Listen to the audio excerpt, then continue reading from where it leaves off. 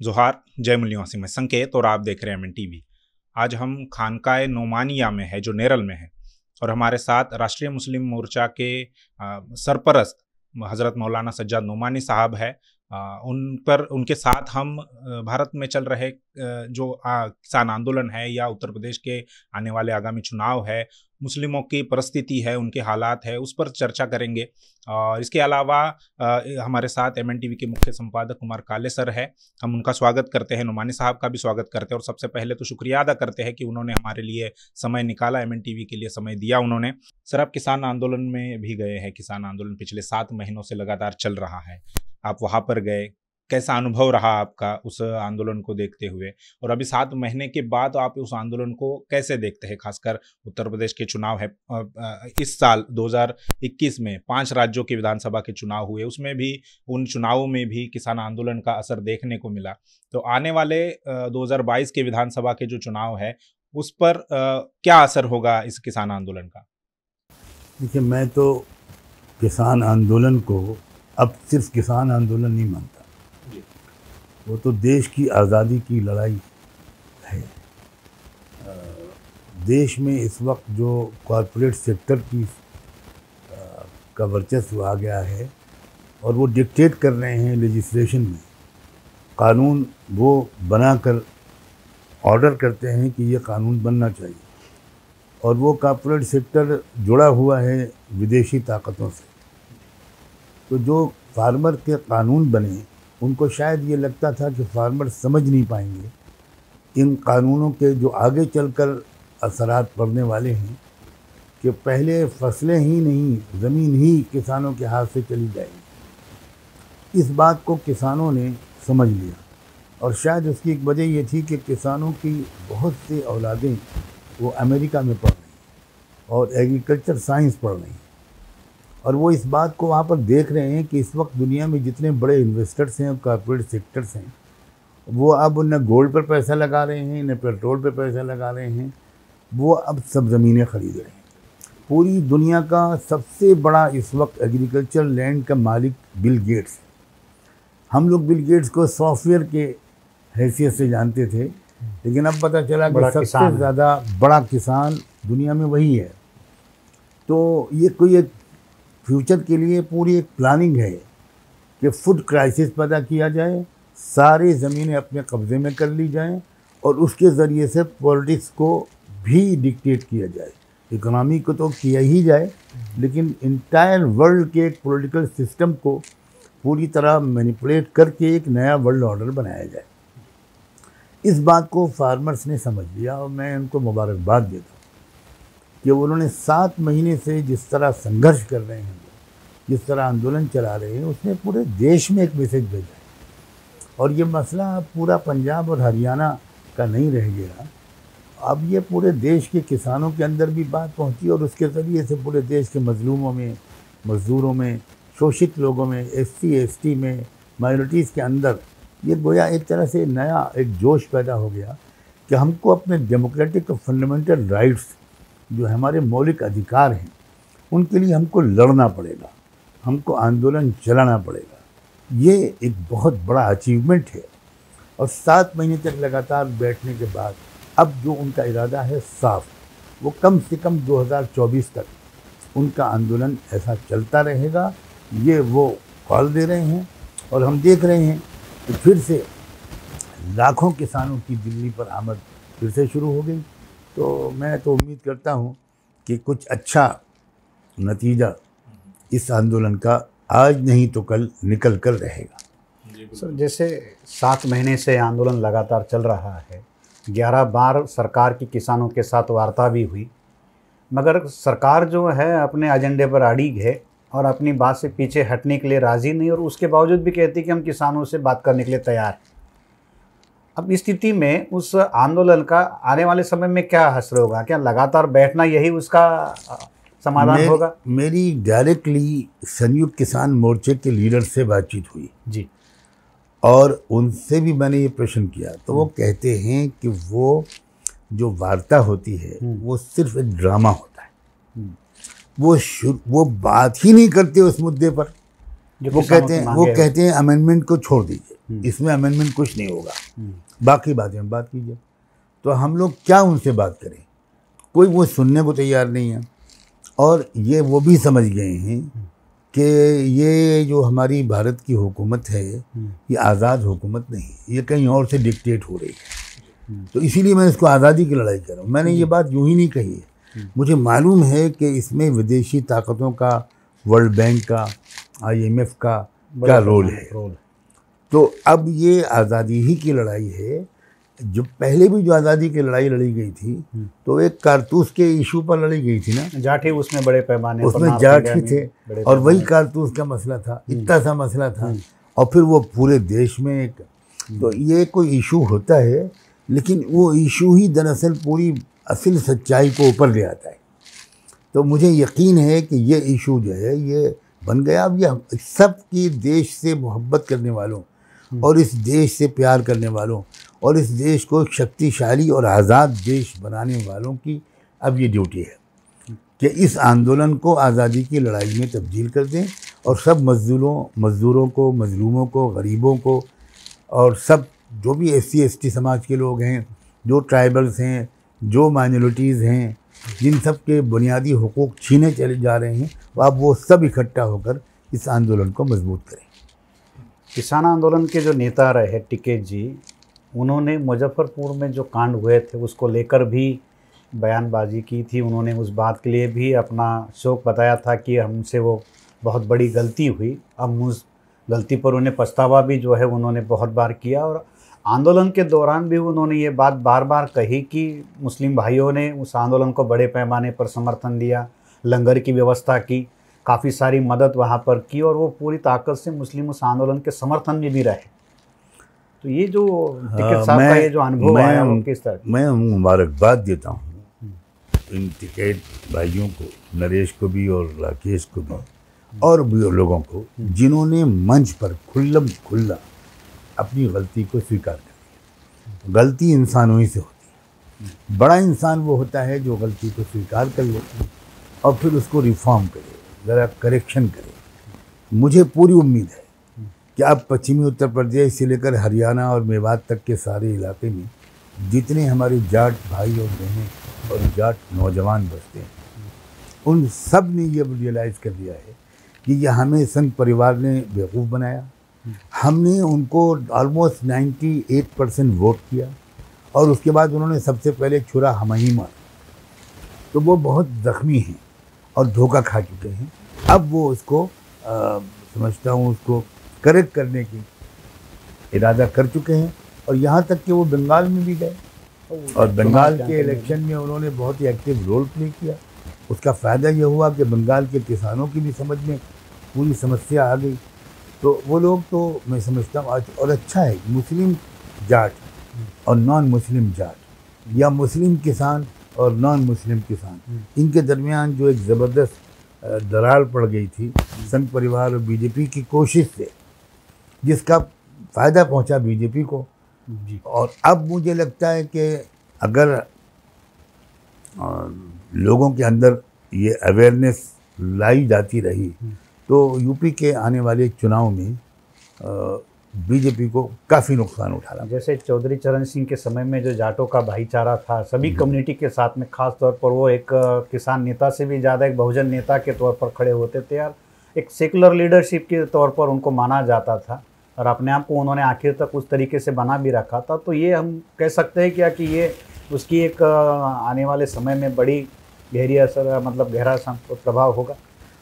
आपने चौधरी चरण सिंह की याद दिलाकर मुझे बचपन की यादें ताज़ा कर दी। चौधरी चरण सिंह मेरे बड़े भाई के बहुत ही विश्वसनीय दोस्त थे और मुझे ऐसा लगता है था, मैं तो छोटा था उस वक्त, कि चौधरी चरण सिंह को मेरे बड़े भाई पर उनकी बिल्कुल इंटीग्रिटी पर, उनकी नेक नीति पर 100% भरोसा था। तो हम लोग ये देखते थे कि सुबह सुबह कभी भी चौधरी चरण सिंह भाई साहब के घर पे आ जाते थे और कहते थे यार हफीज़ चाय पिलाओ, मुझे कुछ ज़रूरी मशवरे करने। पॉलिसी मैटर पर उनसे बातें करते थे और चूँकि वो हमारे बड़े भाई बहुत बड़े जर्नलिस्ट और इंतहाई इंटेलेक्चुअल थे तो वो उनको सलाह देते थे, चौधरी साहब उस पर भरोसा करते थे। और मेरे भाई साहब कहते थे कि मेरे ताल्लुकात बहुत सीनियर कांग्रेसी लीडरों से भी रहे, लेकिन मैंने इतना हार्डकोर सेकुलर इंसान नहीं देखा। उनके ज़माने में जाट और मुस्लिम बड़ा मजबूत भाईचारा था। अब ये तोड़ने में कामयाब हुए। उन्होंने जो षड्यंत्र किया, जो कुछ भी उसकी तरीके अपनाए हों, लेकिन इसका नुकसान हुआ और जाटों को नुकसान हुआ, किसानों को नुकसान हुआ। और अब वो मुझे लगता है कि दोबारा वो पुरानी जो एकता का माहौल है वो वापस आ गया है। हम सब का फ़र्ज़ है कि उसको हम देश के हित में उसको जितना मजबूत कर सकें करें। आमतौर पर सर ये कहा जाता है कि पीठ में खंजर ठोका जाता है, मगर यहाँ बीजेपी ने तो जाटों के सीनों में खंजर मारा है। अब जाट तो बहुत लड़ाकू लोग है और वो उताविल है, सीने का खंजर ज़्यादा जख्मी करता है। तो आमने सामने की लड़ाई तो ज़्यादा जख्मी हो गए हैं तो उसका फ़ायदा ही पहुँचेगा देश को। देश की जो सेकुलर फैब्रिक है, डेमोक्रेटिक जो आज़ादी के पहले भी जाट मुस्लिम और नॉन जाट मुस्लिमों का बहुत बड़ा भाईचारा था। बिल्कुल, यूनियनिस्ट पार्टी भी इन लोगों ने बनाई थी सर, छोटूराम और पंजाब की, इसमें भी बड़ा रोल रहा था। सही बात। तो अभी जो उत्तर प्रदेश के चुनाव रहेंगे सर, उन चुनाव में ना केवल वेस्टर्न यूपी का मैं सवाल कर रहा हूँ कि पूरे उत्तर प्रदेश में 2022 के चुनाव में किस तरीके के हालात रहेंगे? देखिए, जो गठबंधन इस वक्त बना है समाजवादी पार्टी का और लोकदल का जी, इस वक्त ये इस पोजीशन में आ सकता है कि वो रिप्लेस करे। उत्तर प्रदेश की जनता ही नहीं, पूरे देश की जनता, ख़ास तौर पर कोविड-19 के सिलसिले में जो भयानक हालात देश को झेलने पड़े और हमारे दरियाएं, हमारी नदियां लाशों से पट गई और बुरी हालत हो गई, लाखों लाख लोग मौत के शिकार हुए। ये तो बहुत ही कम फिगर बताए जा रहे हैं। अंडर रिपोर्टिंग हो रही है। तो इसकी वजह से पूरी देश इनको पहचान गया है कि इनको इंसानियत का कोई दर्द नहीं है। ये किसी सेक्टर में कोई अच्छी सर्विस गोया नहीं पेश कर सके। लूटा है इस वक्त प्राइवेट हॉस्पिटल्स और डॉक्टर्स ने गरीबों को, और किस बुरी तरह। और लाशों के भी वीडियोज आए हैं, तो कोई लाश की घड़ी उतार रहा है, कोई लाश के गले से चैन उतार रहा है। तो मॉरली भी हमारा देश कितना बैंकरप्ट हो गया है, इकोनॉमिकली भी कितना बुरा हाल हो गया है। तो इसकी वजह से आम जनता बहुत नाराज़ है। अब बंगाल के चुनाव में भी सबने देख लिया कि ईवीएम वो काम नहीं कर सका जो इससे पहले करता रहा है। और अब यहाँ उत्तर प्रदेश के चुनाव में भी ये जो गठबंधन बना है, अगर ये मजबूत हुआ, ईमानदारी से उन लोगों ने टिकट सही लोगों को दिए, सही सिलेक्शन किया और पब्लिक के अंदर थोड़ा सा काम उन लोगों ने किया जिनका अपना कोई इंटरेस्ट नहीं है, वो सिर्फ प्रदेश को और देश को सही रास्ते पर वापस लाना चाहते हैं। तो अगर ऐसा किया गया तो मुझे नहीं लगता कि कोई बड़ी दिक्कत पेश आएगी। साफ तौर पर मेरी राय तो ये है कि ये गठबंधन मजबूत हो, अखिलेश यादव चीफ मिनिस्टर बने, बीइंग बड़ी पार्टी के लीडर के हैसियत से।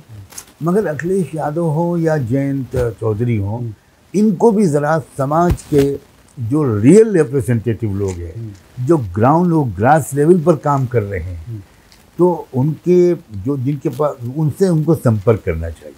ज़मीनी सच्चाई, हमारे पास ऐसे संगठन मौजूद हैं जो नेशनल लेवल पर आरएसएस के बाद सबसे बड़ा संगठन, जैसे मेरी जानकारी में बामसेफ है, बहुजन क्रांति मोर्चा है, उसके ऑफशूट ऑर्गेनाइजेशंस हैं। पूरे देश में इतना मजबूत संगठन मुझे बिल्कुल जानकारी है कि इसके सिवा कोई नहीं है। और ये रिप्रेजेंट किसको करता है? ये एससी को, एसटी को, ओबीसी को और माइनॉरिटीज़ को, सबको साथ लेकर चलता है और सबको जोड़कर भारत को मजबूत करने के लिए ये संगठन काम कर रहा है। अब मुझे लगता है कि ये अखिलेश यादव हों या जयंत चौधरी हों, इनके करीबी लोगों को इनको बताना चाहिए कि भाई आप इनके जो लीडर हैं उनसे भी आप ज़रा संपर्क कीजिए, उनकी राय लीजिए, उनका सलाह मशवरा लीजिए। मैं जहाँ तक इनकी लीडरशिप को जानता हूँ, वो इतने निष्काम योग के साथ, इतने निस्वार्थ जज्बे के साथ, अपने साधनों से वो पूरे प्रदेश में काम करने के लिए तैयार हो जाएंगे जी। लेकिन एक अंडरस्टैंडिंग तो होनी चाहिए ना, उनको अपने लिए कुछ नहीं चाहिए, उनको कुछ भी नहीं चाहिए। वो एक पहल उधर से भी हो जाए, उधर से भी हो जाए। मुझसे भी, मैं भी हाजिर हूँ। मैं इससे पहले अखिलेश मेरे पास आ भी चुके हैं। मैं मुलायम सिंह जी के ज़माने से अच्छी तरह वाकिफ़ हूँ। तो इस पर अगर वर्क होगा तो उन्हीं को फ़ायदा भी होगा, प्रदेश को भी फ़ायदा होगा, देश को भी फ़ायदा होगा। मैं आपके चैनल के माध्यम से ये पैगाम पहुंचाना चाहता हूं इन दोनों पार्टियों के लीडरों को, ख़ास तौर पर कि वो ज़रा सा समाज के उन रिप्रेजेंटेटिव लोगों से आगे बढ़कर ख़ुद कांटेक्ट करें और ये उम्मीद रखें। मैं कम से कम ऐसे ही लोगों के बारे में उनको राय दूंगा जो अपने इंटरेस्ट के लिए उनसे कुछ नहीं मांगेंगे। वो ये चाहेंगे कि ये मौका है इस वक्त इस गठबंधन को मजबूत करके बीजेपी से प्रदेश को छुटकारा दिलाया जाए। जंगल राज से जो बात हमेशा हुई, और अखिलेश जी का बीच में एक स्टेटमेंट भी आया था कि वो किसी बड़ी पार्टी के साथ अलायंस नहीं करें, मगर जो छोटे छोटे जो दल है उनसे उन्होंने बातचीत करने की भी बात कही थी। तो जैसे आपने कहा कि लोक दल के नेताओं के साथ उनसे बात हुई, तो अन्य किसी और दूसरे लोगों के साथ में भी उन्होंने कोई ऐसा? हाँ, मैं जो अभी जिसकी जानकारी तो नहीं है, इतना तो उन्होंने ज़रूर किसी इंटरव्यू में कहा था कि छोटी छोटी पार्टियों के लोग हमारे पास आ रहे हैं, हम उनका स्वागत कर रहे हैं, कुछ दिनों के बाद हम डिटेल बताएंगे। लेकिन मैं उम्मीद करता हूँ कि तमाम छोटी पार्टियाँ जो है वो जो ग्राउंड लेवल पर छोटे छोटे रीजन्स में उनका प्रभावशाली प्रभाव है, उनका प्रभाव, राजभरों के नेता हैं, राजभर के नेता हैं, निषादों के नेता हैं, कुर्मियों के अलग अलग संगठन हैं, खुद हमारी जो SDPI है या बहुजन मुक्ति पार्टी है, ये काफ़ी हेल्पफुल साबित होंगे। उनका अपना प्रभाव क्षेत्र है, प्रभाव क्षेत्र भी है बिल्कुल, और ये मजबूत होंगे और ये सब मिलकर अखिलेश यादव ही को मुख्यमंत्री बनाएंगे।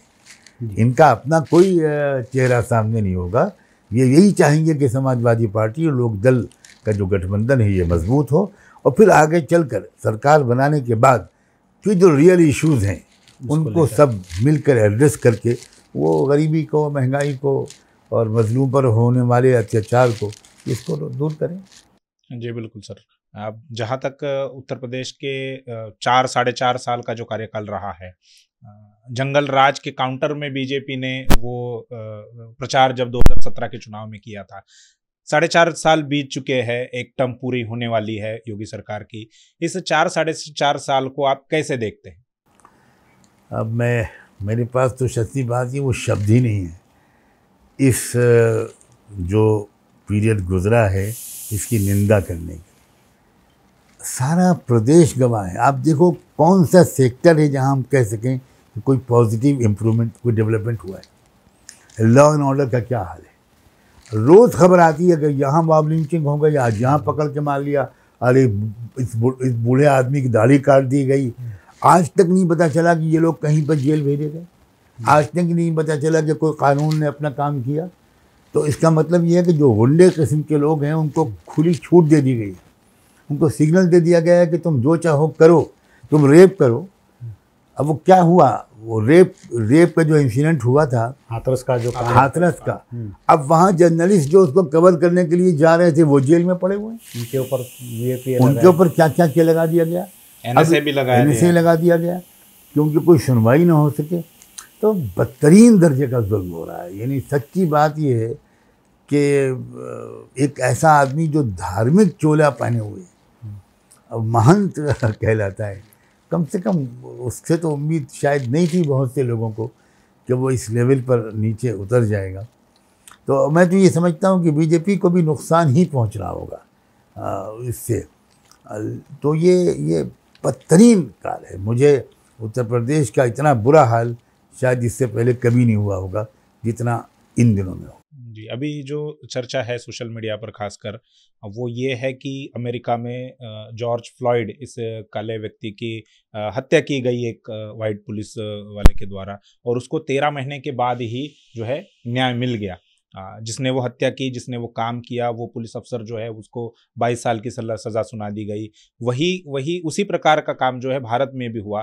फरवरी 2020 में दिल्ली में जो दंगे हुए उसमें कुछ पुलिस वाले कुछ 4-5 नौजवानों को पीटते हुए नजर आए, उनसे जनगण मन जबरन बुलवाया गया। उसमें से एक जो नौजवान था फैजान करके, उसकी मौत हो गई उसके उस पिटाई के बाद।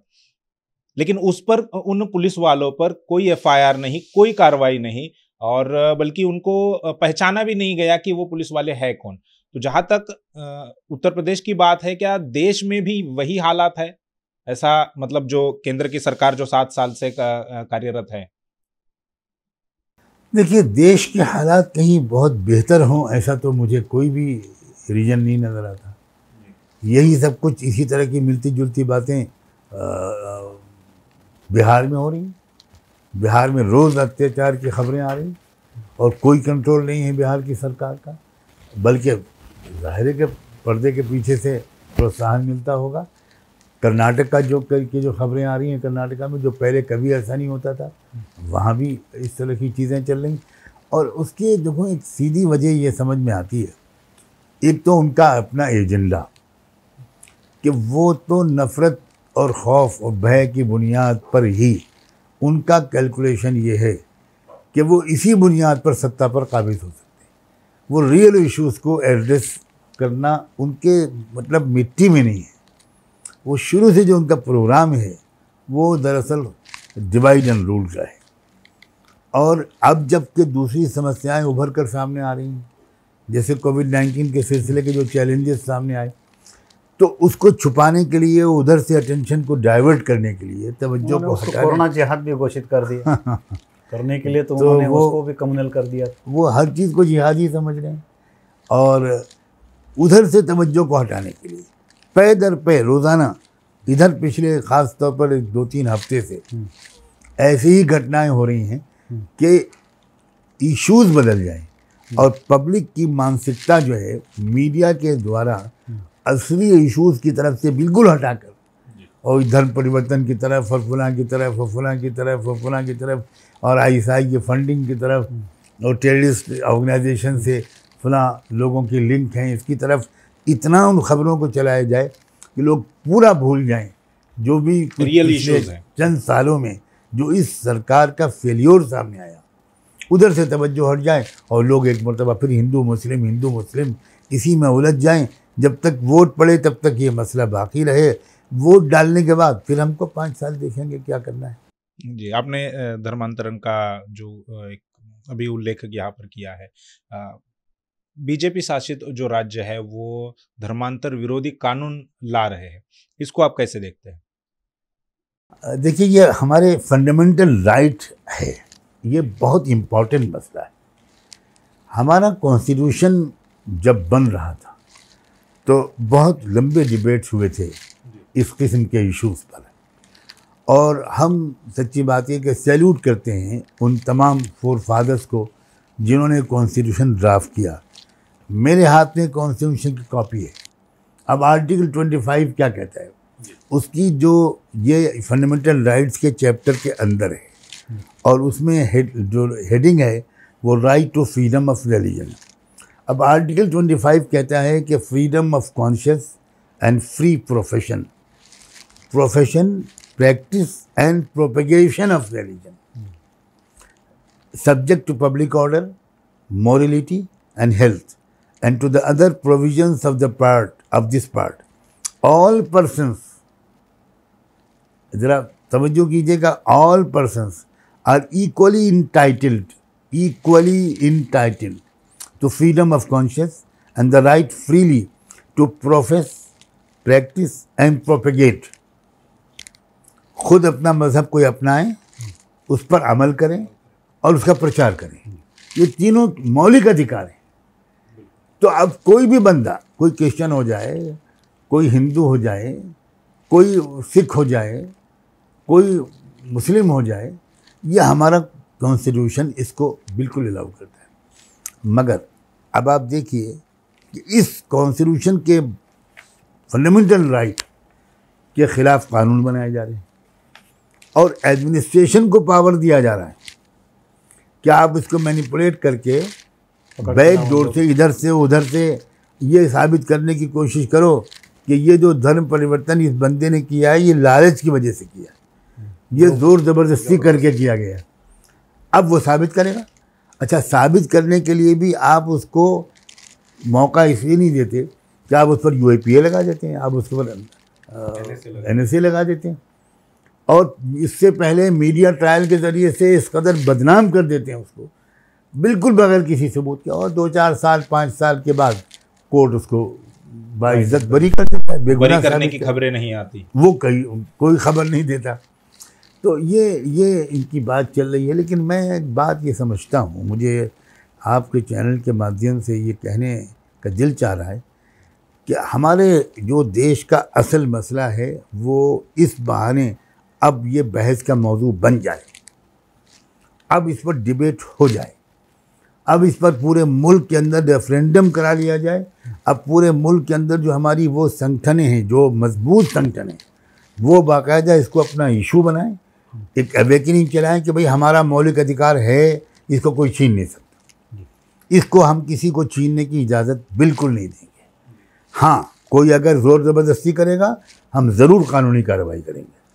अब कोई अगर वाकई सचमुच साबित हो जाता है कि उसने कोई लालच दिया उसको, और उस लालच में आकर वो गरीब आदमी ने धर्म परिवर्तन कर लिया, ये बिल्कुल अलाउड नहीं है।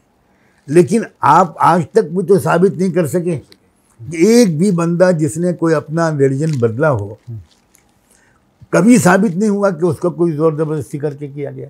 जहाँ तक इस्लाम का मैटर है, मैं तो साफ कह सकता हूँ, इस्लाम में तो ज़ोर ज़बरदस्ती की ही नहीं जा सकती।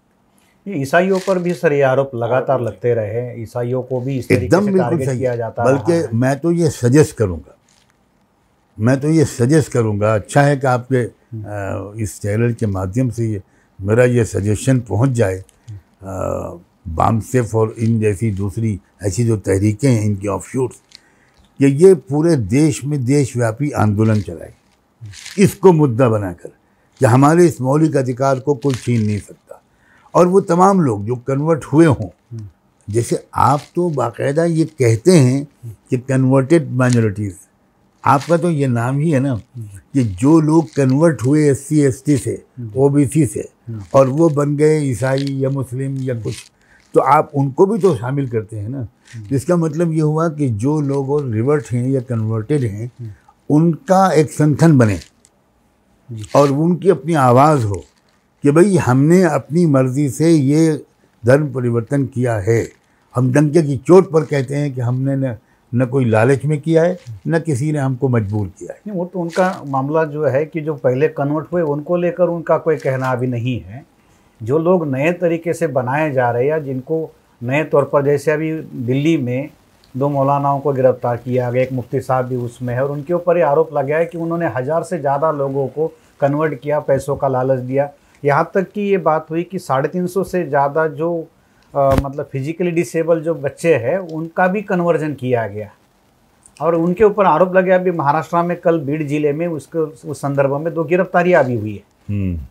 ये बड़ा, मैं अभी उत्तर प्रदेश के चुनाव को ध्यान में रखकर ये हुआ है तो स्वाभाविक है, मगर ये जो आरोप बार बार लगाए जाते हैं, संघ परिवार हो, सरकारी एजेंसियाँ हो, मीडिया हो, कि भाई लालच के आधार पर किया जाता है, तो ये इसमें क्या मामला है? कहीं साबित करें वो, मैं चैलेंज करता हूँ कि वो साबित करें एक निष्पक्ष जांच के ज़रिए से, बिल्कुल साबित करें कि किसी को लालच दिया गया हो, किसी को कोई फोर्स किया गया हो।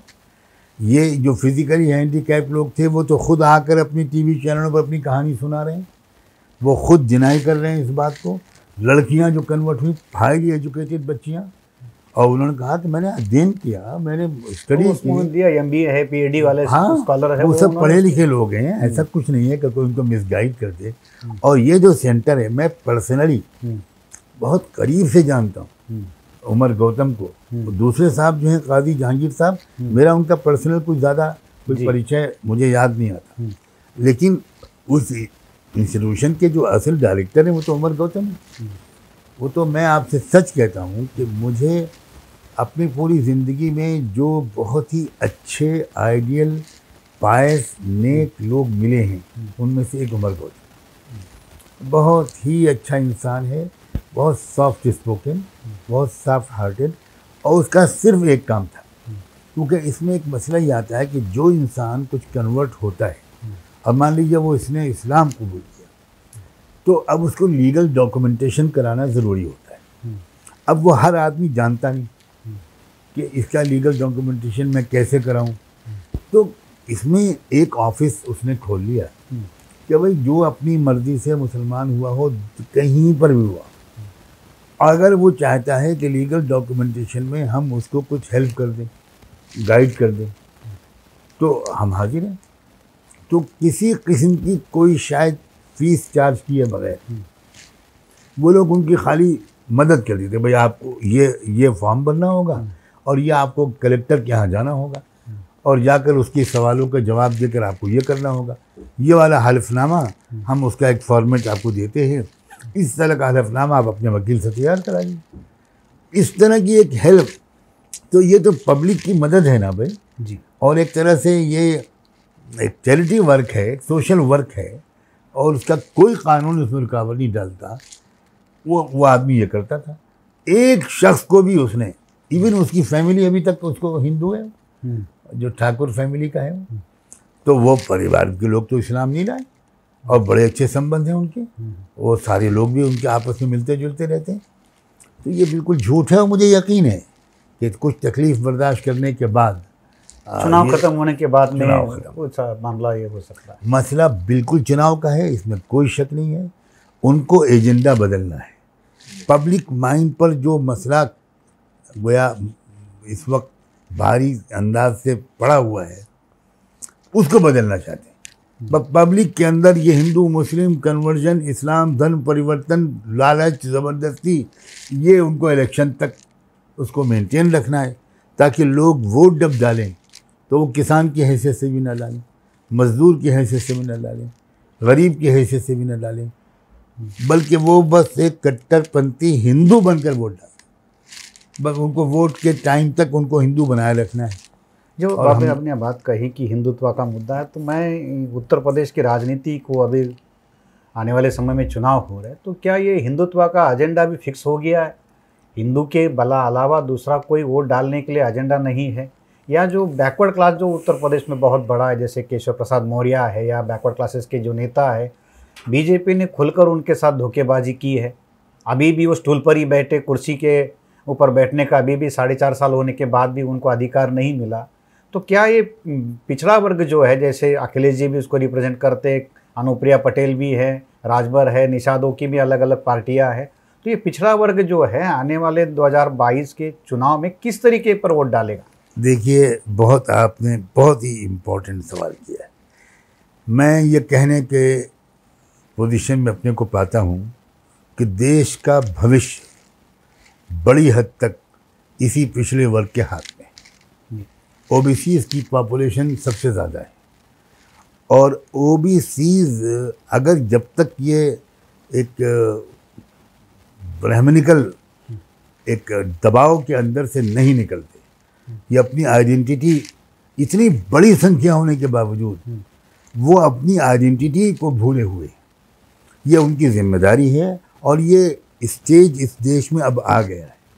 ओबीसी लीडर वो चाहे नीतीश हो, चाहे वो लालू हो, चाहे वो हमारे शरद पवार जी हों, इन सब को अब ओबीसीज को इकट्ठा करके उनको एक ऑल्टरनेट इस देश को देना पड़ेगा और इस ब्राह्मणिकल सोशल ऑर्डर की गुलामी से निकालने की जिम्मेदारी में लीडिंग रोल प्ले करना पड़ेगा। एससी एसटी के लोग तो बड़ी हद तक समझने लगे, वो कर भी रहे हैं, वो आ जाएंगे, वो कर भी रहे हैं और सदा भी भुगत रहे हैं। मुसलमान सबसे ज़्यादा तकलीफ़ें झेल रहा है, लेकिन ओबीसी जो हैं, अब वक्त आ गया है कि ओबीसी, मैं तो चाहता हूँ अगर ये मेरी आवाज़ पहुँच जाए तो शरद पवार जी और उनकी पार्टी के लोगों से कहना चाहता हूँ कि सबसे बड़ी जिम्मेदारी आपकी है। उन्होंने बीच में वो कोशिश भी की, नॉन बीजेपी वाले लोगों को उन्होंने अपने घर पर बुलाया भी। नहीं, मुझे इसकी सूचना कुछ मिली है कि इस सिलसिले में कुछ सीरियसली सोच विचार वो कर रहे हैं। हाँ, मैं उनको इनकरेज करना चाहता हूँ, उनसे एक अपील करना चाहता हूँ कि देश के हित में, अब वो बुज़ुर्ग हो गए हैं तो अब वो लीडिंग रोल प्ले करें और ममता बनर्जी को भी बहुत बड़ा रोल इसमें दें और वो आगे चलकर इन कम्युनल फैसिस्ट और ब्राह्मणिकल सोशल ऑर्डर के लिए काम करने वाले इन ताकतों को कमज़ोर करने के लिए ओबीसीज को, एससी एसटीज़ को, माइनॉरिटीज़ को वो इकट्ठा करें, ऑर्गेनाइज करें और आगे बढ़ें।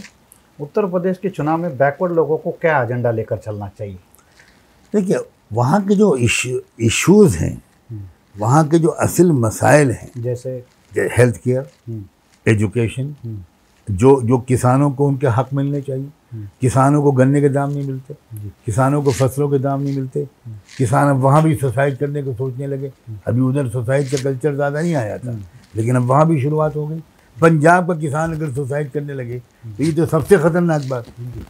तो ये चीज़ें, ये है रियल इशूज़। दूसरी बात ये है कि उनको चाहिए कि इन कम्युनिटीज़ के साथ उनके सलाह मशवरे हों को बताइए आपकी क्या समस्याएं हैं, हम किन समस्याओं को प्रायोरिटी बेस की बुनियाद पर हल करें। उनको बिल्कुल एक सिविक बॉडी, जो सिविल सोसाइटी के रिप्रेजेंटेटिव लोग हैं, उनकी एक कमेटी बुलानी चाहिए, इनफॉर्मल। वो हम उसका कोई सरकारी भत्ता नहीं चाहिए, लेकिन वो उनसे तो पूछें कि भाई आपकी कम्युनिटी का क्या रियल इश्यूज़ हैं, वही बता पाएंगे। वो जो कैबिनेट मिनिस्टर्स हैं और ब्यूरोक्रेसी है, मुझे तो उनसे ये उम्मीद नहीं है कि वो सही तौर पर रिपोर्ट दे पाएंगे। तो ओबीसीज़ को तो इस वक्त यूपी में ख़ास तौर पर, जब अखिलेश यादव खुद ओबीसी के हैं, तो सबसे बड़ी जिम्मेदारी तो उनकी है। यादव बहुत बड़ी कम्युनिटी है, वो खुलकर इस बात का ये भी करते रहे और उनको ब्राह्मणवाद का अनुभव भी आया। उनका जब सीएम आवाज़ छोड़ा गया तो उनको शुद्ध करके वो लिया गया, तो ये तो खुद उनको भुगतना भी पड़ा हुआ है। ये तो चीज़ ऐसी है कि काश हमारा अखिलेश, जिससे हमको उम्मीदें हैं, वो इस बात को भूले मत कि जब ऑफिस छोड़ा गया तो फिर ऑफिस में यज्ञ कराया गया और पूरा ऑफिस धोया गया, धुएं से पवित्र किया गया, गौमूत्र तक गौमूत्र गोबर से। तो ये लोग हैं वो। तो इनके मामले में कोई सॉफ्ट एटीट्यूड अपनाना, ये तो खुद अपने साथ और अपनी कम्युनिटी के साथ बेवफाई है। क्योंकि अभी उत्तर प्रदेश में सर शेड्यूल कास्ट के लोगों के ऊपर जैसे एट्रोसिटीज़ होती रही, उससे भी ज़्यादा यादवों के कत्लेआम वहाँ पर हुए। यादवों को मारा गया, पटेलों को मारा गया। और ये जो अभी ठाकुर राज और ब्राह्मण राज के बीच में जो टसन चल रहा है, उसकी कीमत तो पिछड़ों को चुकानी पड़ रही है। उसके बावजूद भी पिछड़े वर्ग की तरफ से जो प्रतिक्रिया होनी चाहिए, उसको लेकर सामने आकर लड़ाई लड़नी चाहिए। अखिलेश यादव विरोधी पक्ष के नेता के तौर पर काम कर विरोधी नेता है, तो उनको ये लड़ाई लड़नी चाहिए थी। लड़ाई लड़नी चाहिए और रियल एजेंडे को सामने लाना चाहिए। वो जिस ओबीसी वाली जो अपनी आइडेंटिटी है जी, उसको खुलकर सामने लाकर तमाम ओबीसी को इकट्ठा करें। जैसे लालू जी ने बिहार में बैकवर्ड फॉरवर्ड की राजनीति लेकर गुरु गोलवलकर का किताब लेकर वो भाषणों में काम करते रहे, तो बैकवर्ड फॉरवर्ड की राजनीति बिहार में सफल हुई। उत्तर प्रदेश से ही वो बिहार में गई और आज ये परिस्थिति है कि जहाँ पर उसकी नींव थी वो डामाडोल करने में बीजेपी आरएसएस सफल हो रही है। देखिए, हम तो अखिलेश को उनके अपने पिताजी की बात याद दिलाएंगे कि मुलायम सिंह जी ने तो फिर भी हिम्मत की थी और इस एजेंडे के मुताबिक उन्होंने आगे बात बढ़ाई थी। अब तो हम साफ कहते हैं कि डॉक्टर लोहिया और बाबा साहब अम्बेडकर, इनके आइडियाज़ को सामने रखकर एक ज़बरदस्त मूवमेंट चलाई जानी चाहिए।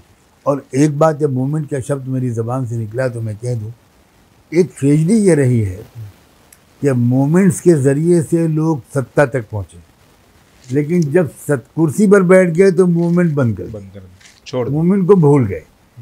यही कमज़ोरी कांग्रेस की, यही कमज़ोरी इन सब पार्टियों की, समाजवादी पार्टी की, बीएसपी की, सबकी है कि ये पहुँचे। भाई मायावती या बीएसपी ये तो बामसेफ के ज़रिए आई, इसी मूवमेंट के ज़रिए से, काशीराम जी के ज़रिए से ये आगे बढ़े।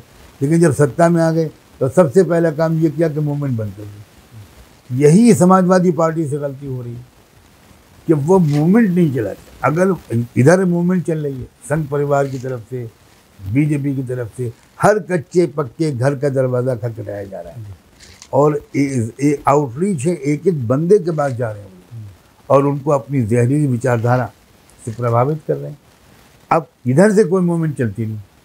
तो मेरी तो अपील ये है कि ये लोग इस वक्त जब अपोजिशन में रहते हुए मूवमेंट नहीं चलाएंगे तो सत्ता में आने के बाद क्या मूवमेंट चलाएंगे। अभी समय भी है, चुनाव के लिए 8-9 महीने का इनको समय है। एक मास कॉन्टैक्ट की मुहिम चलानी चाहिए और इनको एड्रेस करना चाहिए ख़ास तौर पर इन डिप्राइव्ड क्लास के लोगों को। ये चाहे वो माइनॉरिटीज़ हों, मुस्लिम समाज के लोग हों, SC ST के लोग हों और OBCs हों, इनको बहुत ज़्यादा एड्रेस करना चाहिए और एक मूवमेंट के तौर पर एड्रेस करना चाहिए। और इस में मेरी कल ही बातचीत हो रही थी हमारे बहुत प्यारे साथी और हमारी उम्मीदों का मरकज़ बामसेफ के राष्ट्रीय अध्यक्ष मोहम्मद मेश्राम जी, तो उन्होंने तो यहाँ तक कह दिया कि हम अपने साधनों से पूरे प्रदेश में एक ज़बरदस्त मुहिम चलाने को तैयार हैं और मुख्यमंत्री अखिलेश यादव ही बनेंगे, इसको सामने रखकर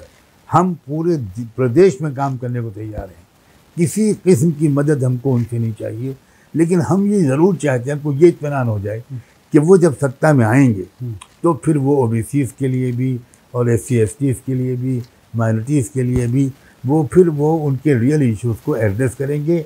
इतनी एक मुलाकात के बाद हमारा दर्द वो सुन लें, हमको एश्योर कर दें, हम पूरे प्रदेश में उनको मुख्यमंत्री बनाने के लिए हम जो कुछ कर सकेंगे करेंगे। और चूँकि मैं पर्सनली जानता हूँ कि बामसेफ वगैरह का कितना मजबूत संगठन है, हर ज़िले और तहसील तक तो उसके कार्यकर्ता मौजूद हैं और वो कमिटेड लोग होते हैं।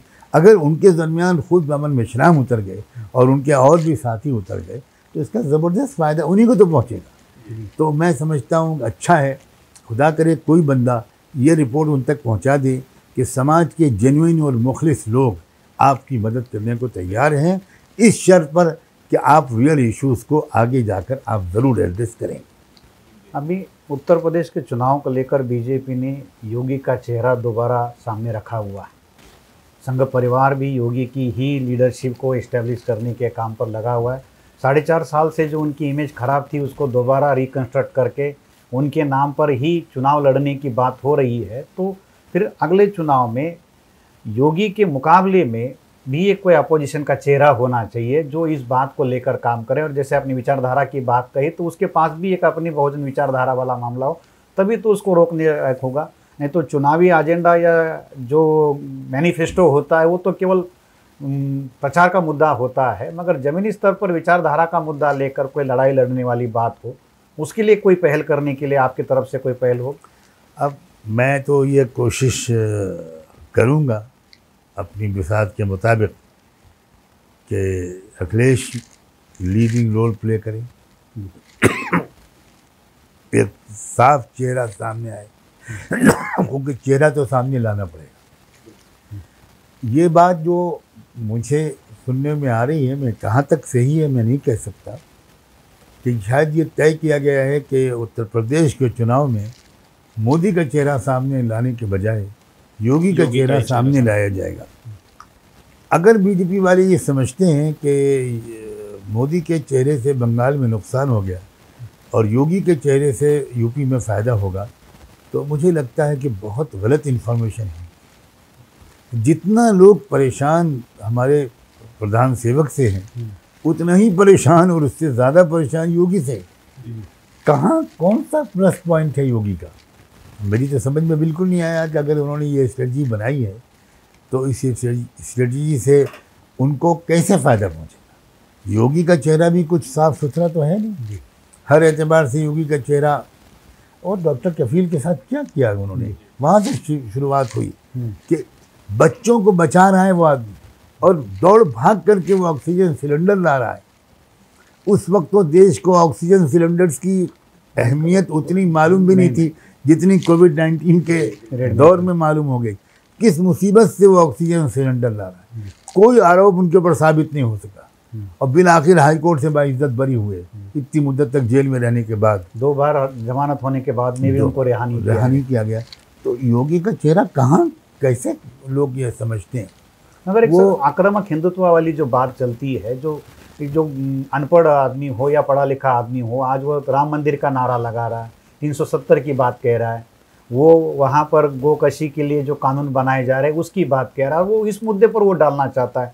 आपको याद होगा कि पिछले समय में सोशल मीडिया में कुछ वीडियो वायरल हुए थे, तो उसमें एक नौजवान जो ज़ोर ज़ोर से चिल्ला कर कह रहा था कि हमें हॉस्पिटल नहीं चाहिए, हमें कोई डेवलपमेंट नहीं चाहिए, मंदिर चाहिए, और वही बगैर ऑक्सीजन के मर गया।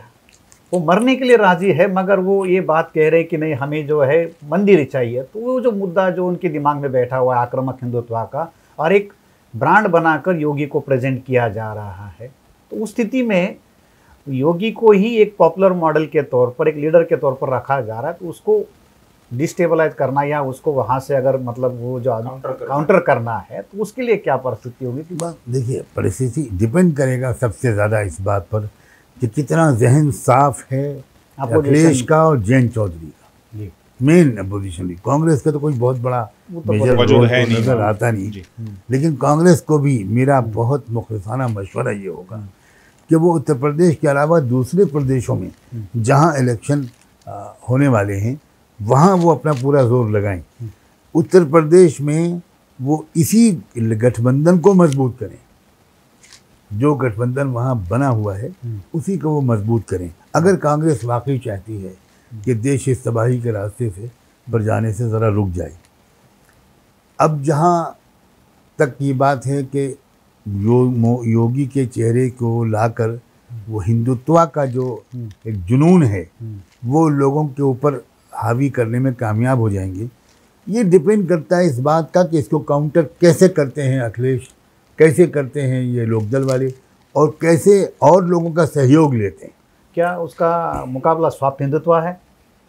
क्योंकि बहुत बार हमने चुनावों में देखा कि जो अपोजिशन पार्टी वाले लोग हैं वो भी सॉफ्ट हिंदुत्व वाली बात करते हैं, ये भी मंदिरों में जा रहे हैं, मूर्तियां बनाने की बात कहते हैं, परशुराम की मूर्तियों की बात चलती है। तो सॉफ्ट हिंदुत्व का तजुर्बा अगर कामयाब हुआ होता तब तक हो चुका होता।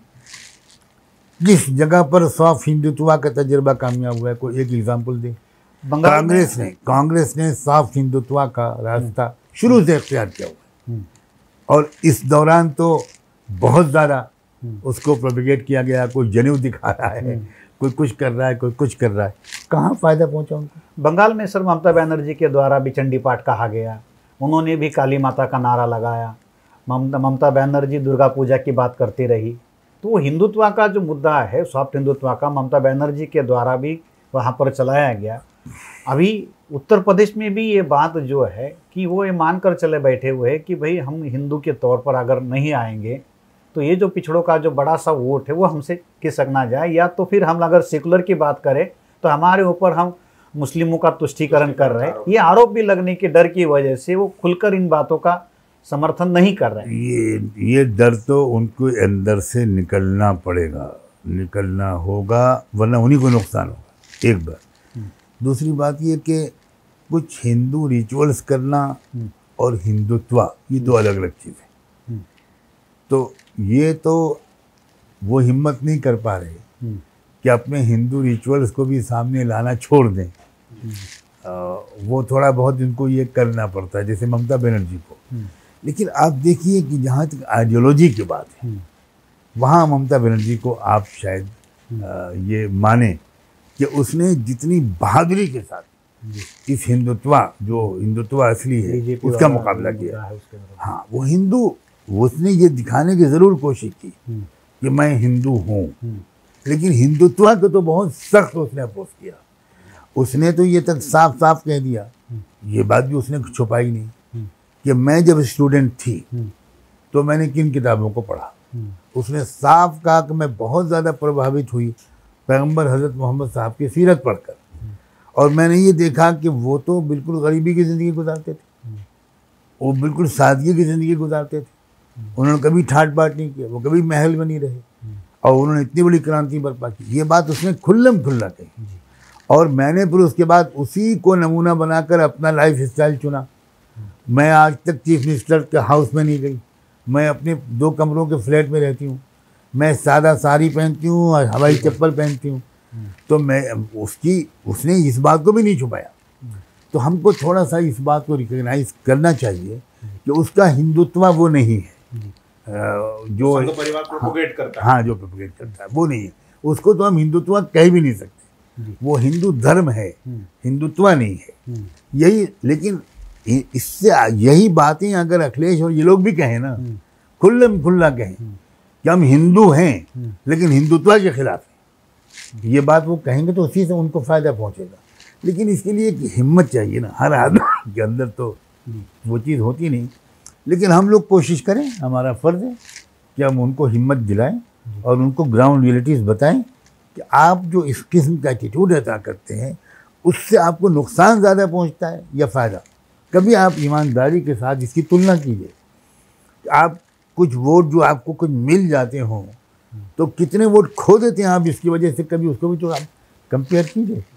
इसलिए कि आपको ये बताया नहीं जाता कि आपकी इन चीज़ों की वजह से आप जो वोट खोते हैं वो ज़्यादा होते हैं, जो पाते हैं वो बहुत कम होते हैं। बल्कि हिंदुत्व की वजह से अब आपको कोई वोट नहीं देगा, उसका तो एक बास्केट तय है।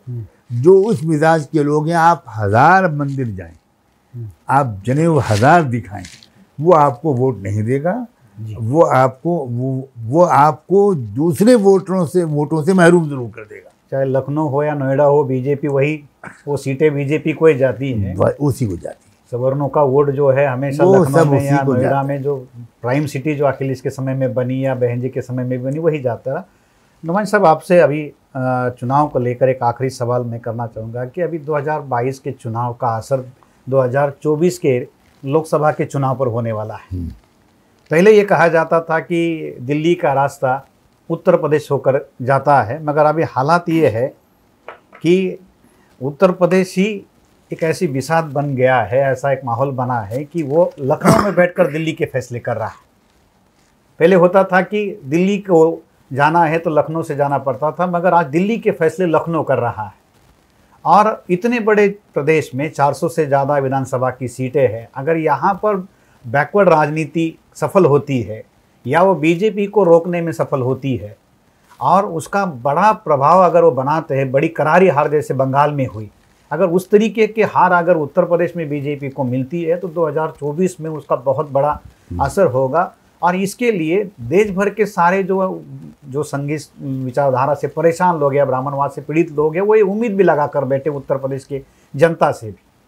तो हम ये चाहते हैं कि अब ये इस इतनी बड़ी लड़ाई में राष्ट्रीय मुस्लिम मोर्चा हो, आपकी बहुत बड़ी वहाँ पर पकड़ रही है, आपका काफ़ी सारा समय वहाँ पर गया है और राजनीति पर आपकी काफ़ी ज़्यादा नज़र भी रही है, काफ़ी लंबा अनुभव भी आपको है। तो आप इन सारी परिस्थितियों में आने वाले समय में बहुजन समाज को, खासतौर पर उत्तर प्रदेश के लोगों को क्या संदेश देना चाहेंगे?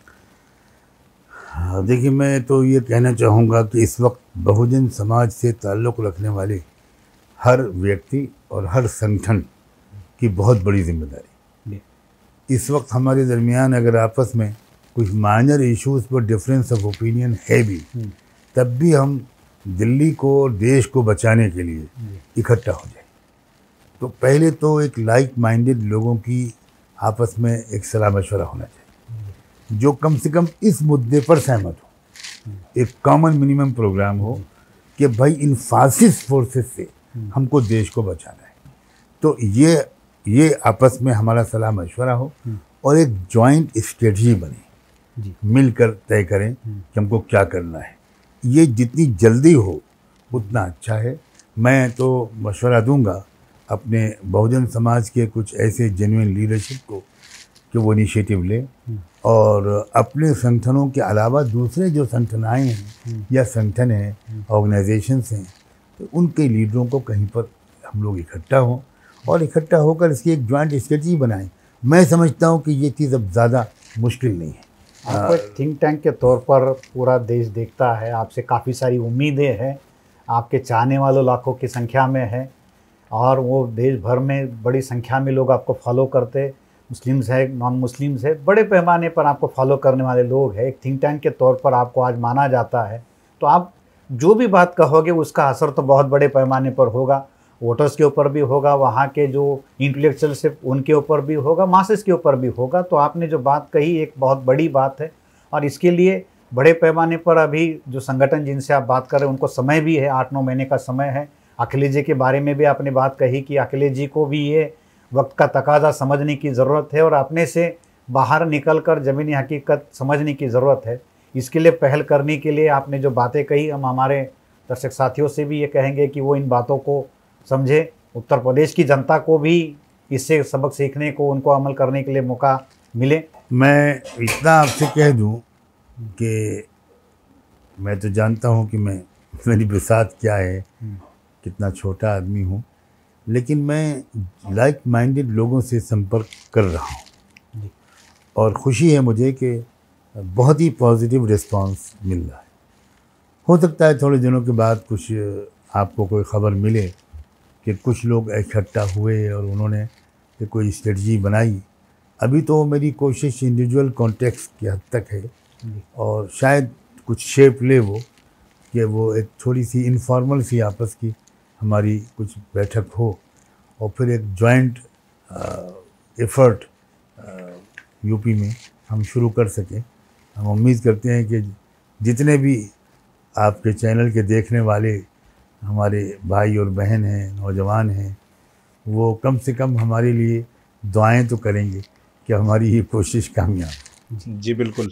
तो ये थे सज्जाद नोमानी साहब, जिन्होंने बहुत अलग अलग विषयों पर किसान आंदोलन से लेकर यूपी के चुनाव है, यूपी की हालात है, कोविड क्राइसिस है, इसमें गवर्नमेंट का जो है, केंद्र सरकार हो या राज्य सरकारें हो, उसका फेल्यूर है, उन तमाम बातों पर हमसे चर्चा की। बहुत ही महत्वपूर्ण चर्चा थी और हम चाहते हैं कि आप इस वीडियो को देखें, समझें और इस वीडियो को ज़्यादा से ज़्यादा लोगों तक पहुँचाने के लिए इसे शेयर भी करें। एक उम्मीद सारे लोग उत्तर प्रदेश की जनता से लगाए हुए हैं और ख़ासकर जिसका जिक्र बार बार नोमानी साहब ने किया, अखिलेश यादव, इनसे बहुत उम्मीदें लगाए हैं कि वो वहाँ पर बीजेपी को रोकने का काम करे, बशर्ते वो जनता में जाए, ज़मीनी हकीकत को समझे। तो ये सारी बातें, ये सारी चर्चा हमने यहाँ पर की है। इस चर्चा पर आपकी क्या राय है? आप इसको देखते हैं, समझते हैं? कोई सवाल अगर आपका है, कुछ बात अगर समझ में नहीं आई तो वो सवाल भी आप हमें पूछ सकते हैं, यहाँ पर कमेंट बॉक्स में लिख सकते हैं। हम नोमानी साहब तक वो सवाल पहुँचाएंगे और उसके बाद उनके समय के अनुसार वो उस सवाल का जवाब भी देने का प्रयास करेंगे। तो अब तक के लिए बस इतना ही। आप देखते रहिए MN TV। शुक्रिया।